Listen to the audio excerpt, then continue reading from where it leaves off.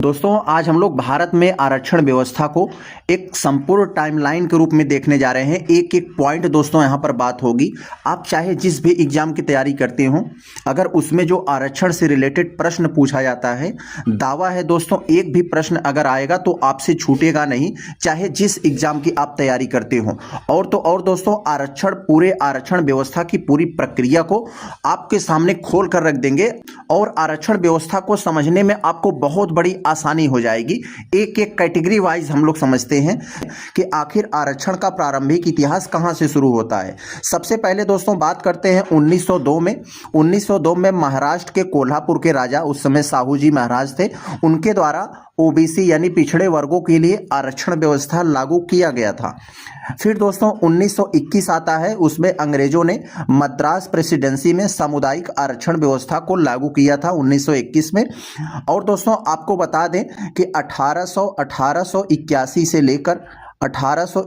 से लेकर 1931 तक, 1881 से लेकर 1931 तक यानी 60 साल तक भारत में जाति जनगणना होती रही अंग्रेजों के द्वारा। यही 1931 है। इसके बाद से भारत में जाति जनगणना नहीं हुई, सिर्फ दोस्तों सामाजिक आर्थिक दृष्टि से जनगणना तो हुई, लेकिन ये जाति जनगणना नहीं हुई 1931 के बाद। हाँ, 1951 में आज़ादी के बाद SC ST का जनगणना हुआ था केवल, और अन्य जातियों का नहीं हुआ, क्योंकि दोस्तों उससे समाज में द्वेष फैलता, इसलिए अन्य जातियों के आंकड़े जारी नहीं किए गए। फिर आता है दोस्तों 1932 कम्युनल अवार्ड। आप लोग जानते हैं अंग्रेजों ने दलितों को बांटने के लिए कम्युनल अवार्ड लेकर आया था, यानी उनको अलग से, दलितों को सिर्फ दलित ही वोट दे सकते हैं, ये वाला प्रावधान, जिसमें महात्मा गांधी और अंबेडकर साहब में कंट्रोवर्सी हुआ और उनको अलग से प्रावधान देने के बजाय उनको सीटों में आरक्षण दिया गया। ये हो गया दोस्तों। अब दोस्तों हम लोग बात करते हैं SC ST से जुड़े आरक्षण व्यवस्था के बारे में। थोड़ा ध्यान से समझिएगा। आज़ादी के बाद से ही जब संविधान लागू हुआ 26 जनवरी 1950 को, तभी से ही SC ST का आरक्षण लागू हो गया। SC ST का आरक्षण दोस्तों 2 लेयर में लागू किया गया था। पहला था दोस्तों सरकारी नौकरी और शिक्षण संस्थाओं में आरक्षण, और दूसरा था राजनीतिक आरक्षण, जैसे लोकसभा और विधानसभा सीटों में जो लेकर उनको रिजर्वेशन का। तो ये उस समय 10 साल के लिए लागू किया गया था, यानी 1960 के लिए। तो ये आरक्षण उस समय SC ST के लिए लागू किया गया था। लेकिन दोस्तों हुआ क्या कि 1960 आते आते देखा गया कि कुछ खास परिवर्तन उनके दैनिक जीवन में नहीं आया, तो सरकारी नौकरी और शिक्षण संस्थानों के आरक्षण को अनलिमिटेड समय के लिए बढ़ा दिया गया, जबकि लोकसभा और विधानसभा में सीटों का रिजर्वेशन को प्रावधान किया गया कि इसको 10-10 साल तक बढ़ाया जाएगा। 1960 से 70, 70 से 80, 80 से 90 संविधान में एक संशोधन के माध्यम से। जैसे दोस्तों ये 2010 में जब खत्म होने वाला था, तो उसके 1 साल पहले 2009 में ही कांग्रेस सरकार के द्वारा 95वां संविधान संशोधन लेकर आया गया और फिर इसे बढ़ाकर 2020 तक किया गया। फिर 2020 आते आते मोदी जी आ गए। 2019 में मोदी जी 104वां संविधान संशोधन लेकर आए और इसे बढ़ाकर 2030 तक कर दिए हैं। यानी जो राजनीतिक आरक्षण लागू है दलितों का, वो अभी 2030 तक लागू है, यानी विधानसभा और लोकसभा में सीटों का जो रिजर्वेशन है ये अभी 2030 तक लागू है। और जो शिक्षण संस्थाओं में आरक्षण है ये अभी कब तक लागू रहेगा, इसका कोई लिमिट नहीं है। अब दोस्तों हम लोग SC ST से जुड़े कुछ संवैधानिक प्रावधान देख लेते हैं, जिसमें आपको आर्टिकल्स देखने के मिलेंगे। आर्टिकल्स जो आपके एग्जाम में सीधे सीधे पूछ लिए जाते हैं। तो आर्टिकल 15 क्लास 4 ये किसके लिए है आपको बता दें। ये आर्टिकल 15 क्लास 4, 16 क्लास 4 ये ST SC OBC दोनों के लिए है। तो यहाँ पर दोस्तों सामाजिक व शैक्षणिक रूप से जो पिछड़े हुए हैं उनको कह सकते हैं शिक्षण संस्थाओं वगैरह में जो आरक्षण है उसकी व्यवस्था है। और ये 16(4) जो है ये सरकारी नौकरियों में आरक्षण का प्रावधान करता है। और आप लोग इसे जो पढ़ेंगे बहुत ज़्यादा इंपॉर्टेंट होता है। ये आर्टिकल्स 330 से 342 तक ये SC ST OBC से जुड़े प्रावधान है। इसमें एक बहुत ज़्यादा इंपॉर्टेंट पूछा जाता है आर्टिकल्स 338। आर्टिकल्स 338 दोस्तों ये किससे है, ये SC कमीशन से है, यानी SC आयोग। जब आर्टिकल्स यही 338A हो जाता है तो यह ST आयोग से संबंधित हो जाता है। यही दोस्तों जब आर्टिकल्स 338B हो जाता है तो यही पिछड़ा वर्ग आयोग से संबंधित हो जाता है। आप उम्मीद है कि आप समझ गए होंगे। आगे चलते हैं दोस्तों, हम लोग देखते हैं यहाँ पर पिछड़ा वर्ग आयोग से संबंधित यानी बैकवर्ड क्लास कमीशन से संबंधित है। पहला आयोग दोस्तों इसमें कब बना था? 1953 में बना था काका कालेलकर की अध्यक्षता में, इसीलिए पहले पिछड़ा वर्ग आयोग को काका कालेलकर आयोग कहा जाता है। लेकिन दोस्तों यह लागू नहीं हुआ था, लागू नहीं हुआ। फिर आगे चलकर दोस्तों ये दूसरा आयोग बना, द्वितीय पिछड़ा वर्ग आयोग, जिसे मंडल आयोग कहा जाता है। और आगे चलकर दोस्तों एक दूसरा आयोग बनता है जिसका नाम है दोस्तों मंडल आयोग। मंडल आयोग दोस्तों बिहार के पूर्व सीएम रह चुके हैं बिंदेश्वरी प्रसाद मंडल, वही इसके अध्यक्ष थे, उन्हीं के नाम पर इसे मंडल आयोग कहा जाता है।